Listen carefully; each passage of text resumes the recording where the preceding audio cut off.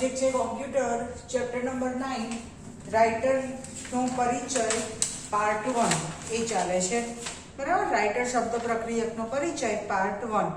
એમાં આપણે page number 117 117 નંબરના પેજ ઉપર ટોપિક 9.10 કે પેરેગ્રાફને કોલમમાં વિભાજિત કરવો ત્યાં સુધી આપણે જોઈ ગયા હતા.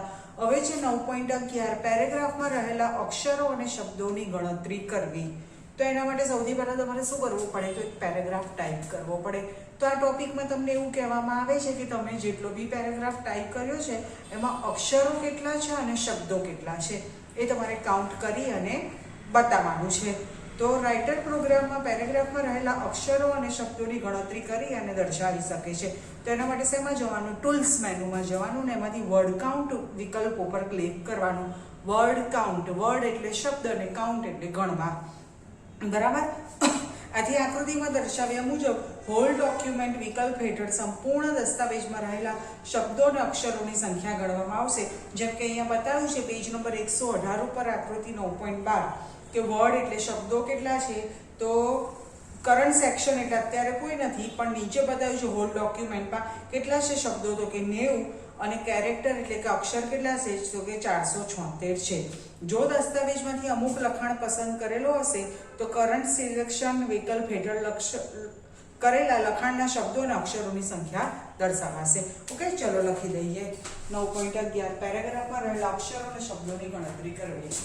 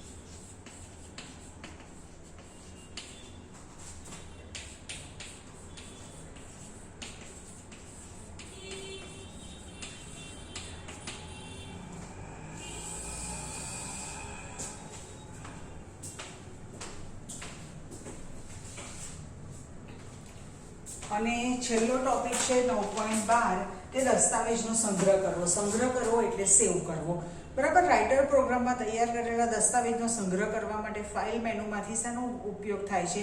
સેવ વિકલ્પનો. સેવ એટલે સાચવવું અને શોર્ટકટ કી કઈ છે તો કે Ctrl+S. અને જો તમે જે નામ આપો એની પાછળ એક્સટેન્શન કયું લેશે? .odt. એક્સટેન્શન એટલે ઓળખ. ઘણી બધી ફાઇલ માય ડોક્યુમેન્ટમાં હોય તો જે પણ ફાઇલના નામની પાછળ .odt લખેલું હોય એ ફાઇલ આપણે રાઇટરની ફાઇલ છે એવું તમને ખબર પડી જાય. જેમ આપણે આપણી ઓળખ માટે પાછળ શું હોય? નામની પાછળ સરનેમ હોય એ રીતનું. ઓકે,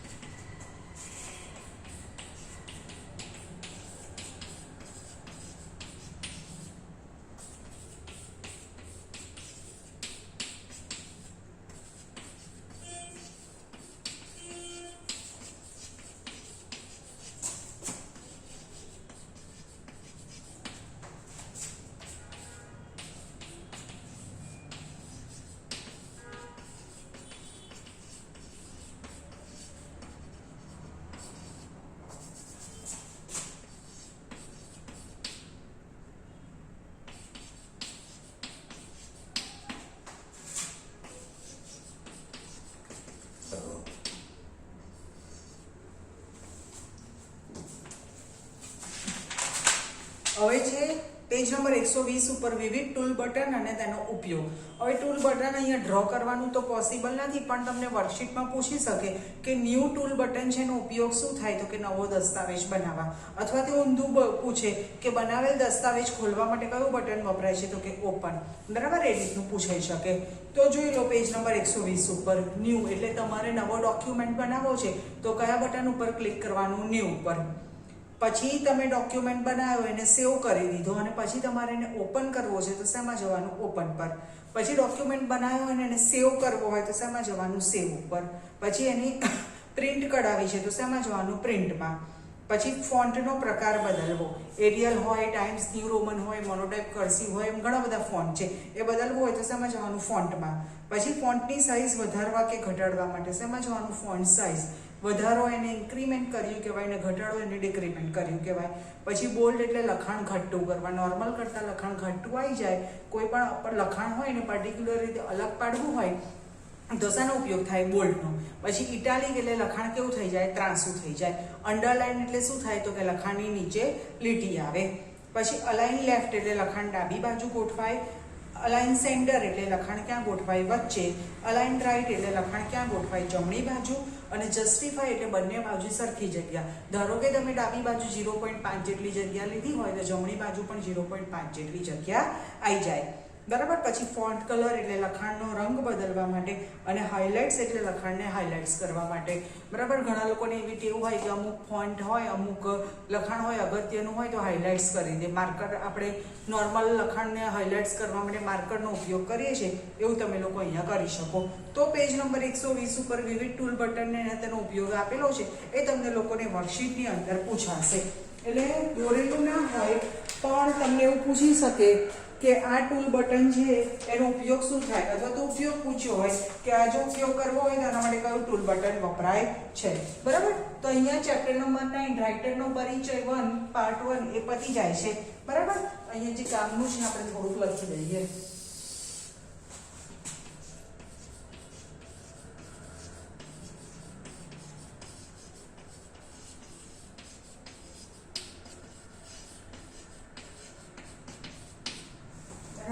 કયા કયા ટૂલ બટન છે આપણે લખી દઈએ.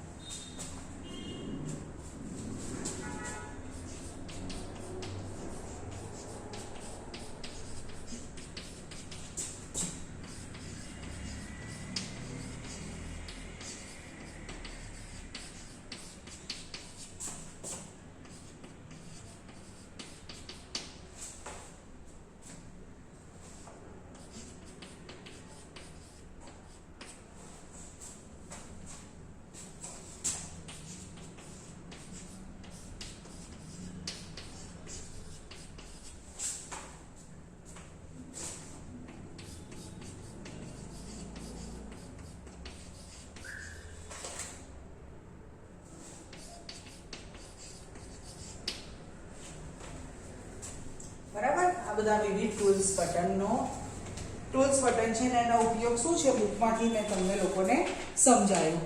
હવે આજે આપણે ચેપ્ટર નંબર 10 પણ સ્ટાર્ટ કરી દઈએ છીએ. રાઇટર શબ્દ પ્રક્રિયક પરિચય પાર્ટ 2.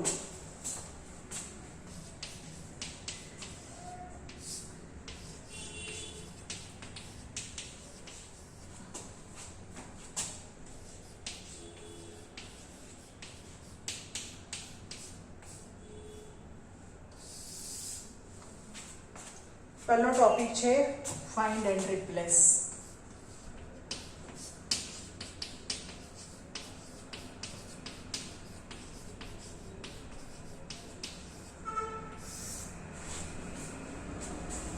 ચલો નામ ઉપરથી જ ખબર પડે છે. ફાઇન્ડ એટલે શોધવું અને રિપ્લેસ એટલે બદલવું. બરાબર.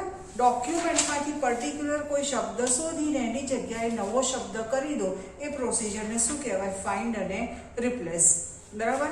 ધારો કે એક એક્ઝામ્પલ આપું કે તમે સ્કૂલ વિશે કોઈ પેરેગ્રાફ લખ્યો હોય અને એમાં ધારો કે સ્કૂલ શબ્દ 5 વખત આવતો હોય, તો સ્કૂલ શબ્દને તમારે શોધવાનો અને એની જગ્યાએ શબ્દ બદલી અને તમારે કોલેજ કરી દેવો છે. તો જેટલી બી જગ્યાએ સ્કૂલ હશે ત્યાં શું આવી જશે? કોલેજ. અથવા તો એ પેરેગ્રાફમાં તમે જે પણ સેન્ટેન્સ છે એમાં ધીસથી સ્ટાર્ટ થાય છે, તો ધીસની જગ્યાએ મારે ધેટનો યુઝ કરવો છે, તો એના માટે બી ફાઇન્ડ અને રિપ્લેસ વપરાય. રાઇટર દસ્તાવેજમાં રહેલા લખાણમાંથી ચોક્કસ શબ્દ શોધવાનો અને તેને સ્થાને અન્ય શબ્દ બદલવાની જે સુવિધા આપે છે એને શું કહે છે? ફાઇન્ડ અને રિપ્લેસ. ફાઇન્ડ વડે કોઈ ચોક્કસ શબ્દ શોધી શકાય છે અને રિપ્લેસ વડે કોઈ ચોક્કસ શબ્દને સ્થાને અન્ય શબ્દને શું થાય છે? તો કે બદલી શકાય છે.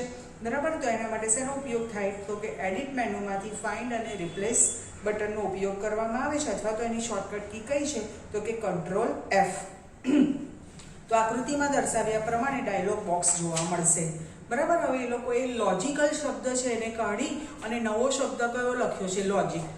તો સર્ચ ફોર એટલે કે જે શબ્દ તમારે કાઢી નાખવો છે તો એમાં તમારે જૂનો શબ્દ લખવાનો છે, તમે પેરેગ્રાફમાં ટાઈપ કરેલો છે લોજિકલ, અને એની જગ્યાએ નવો શબ્દ આવી જશે કયો? તો કે લોજિક. બરાબર. અને છેલ્લે આપી દેવાનું તમારે રિપ્લેસ ઓલ. બરાબર.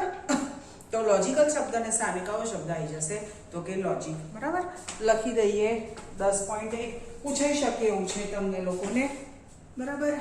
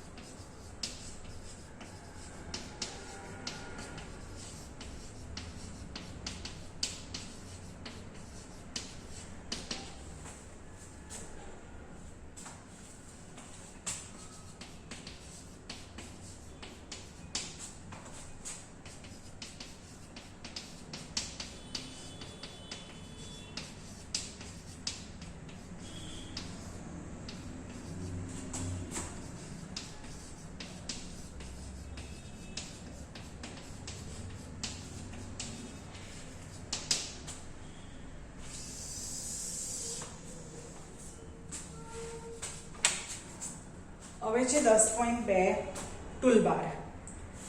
તો રાઇટરમાં સામાન્ય રીતે સ્ટાન્ડર્ડ ટૂલબાર, ફોર્મેટિંગ ટૂલબાર અને ડ્રોઈંગ ટૂલબાર દ્રશ્યમાન સ્વરૂપે જોવા મળે છે. દ્રશ્યમાન એટલે રાઇટરની સ્ક્રીન તમે ચાલુ કરો તો આ 3 ટૂલબાર તમને જોવા મળે: સ્ટાન્ડર્ડ, ફોર્મેટિંગ અને ડ્રોઈંગ ટૂલબાર જોવા મળે.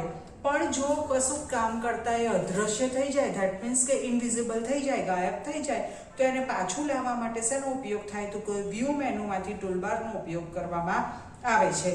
બરાબર. એમાં વિવિધ ટૂલબારનું લિસ્ટ જોવા મળે છે. આકૃતિ 10.2 પેજ નંબર 126 પર બતાવ્યું છે. એમાં ઘણા બધા ટૂલબાર તમને બતાવ્યા છે. જે પણ ટૂલબાર અત્યારે તમને સ્ક્રીન ઉપર જોવા મળે એની આગળ શું કરેલું હશે? તો કે ખરું કરેલું હશે. જો જે ટૂલબારની આગળના ભાગમાં ખરાની નિશાની હોય એ શું હશે? તો કે દ્રશ્યમાન સ્વરૂપે હશે. અને ઉપયોગ કરતા એની ઈચ્છા અનુસાર શું કરી શકે? તો કે દ્રશ્યમાન ને અદ્રશ્ય કરી શકે. ઓકે.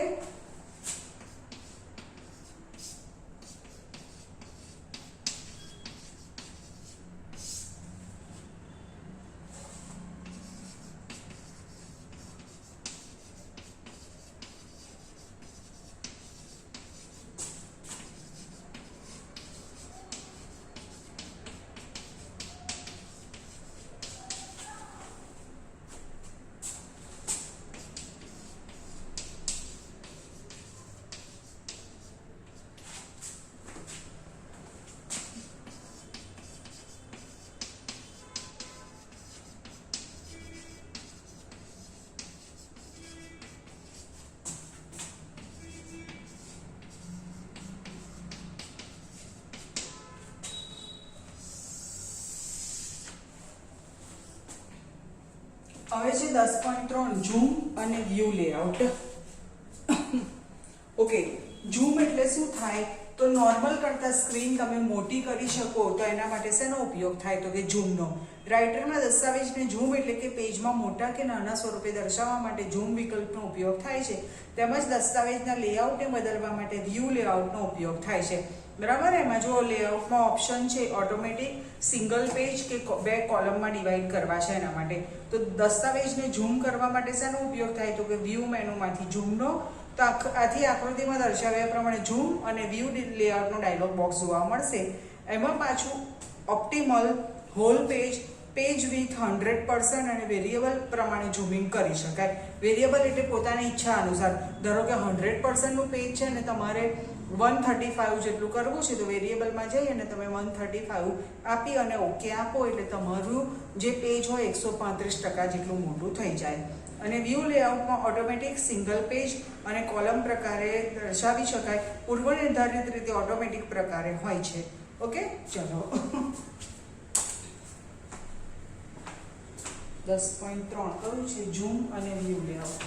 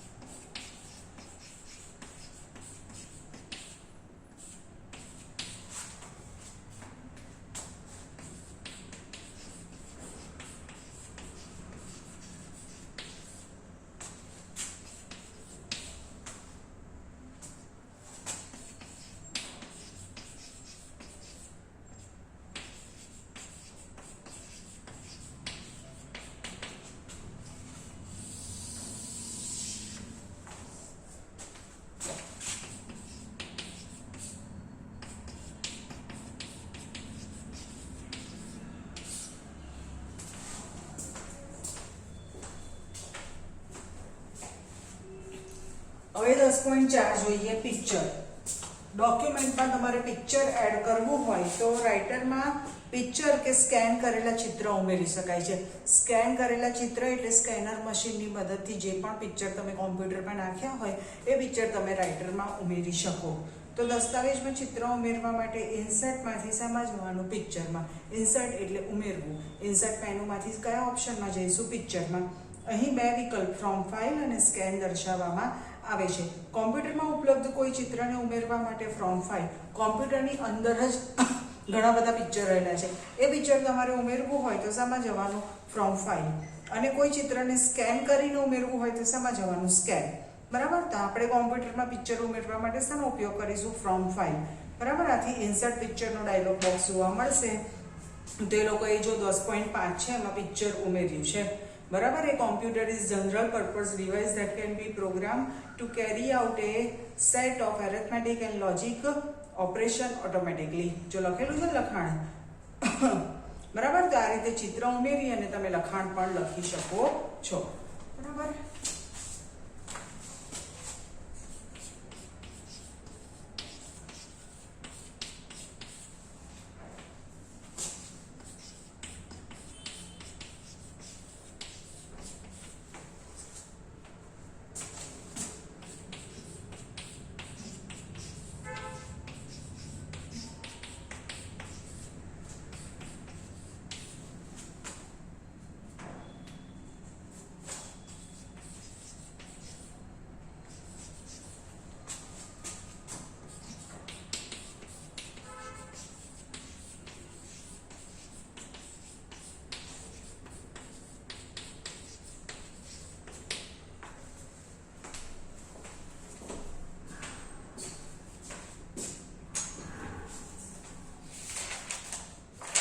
ઓકે, ચલો તો આજે આપણે ચેપ્ટર નંબર 9 રાઇટર પરિચય 1 એમાં આપણે 3 ટોપિક જોયા. 9.11 પેરેગ્રાફમાં રહેલા અક્ષરો અને શબ્દોની ગણતરી કરવા માટે શેનો ઉપયોગ થાય? ટૂલ્સમાંથી વર્ડ કાઉન્ટ ઉપર ક્લિક કરવું.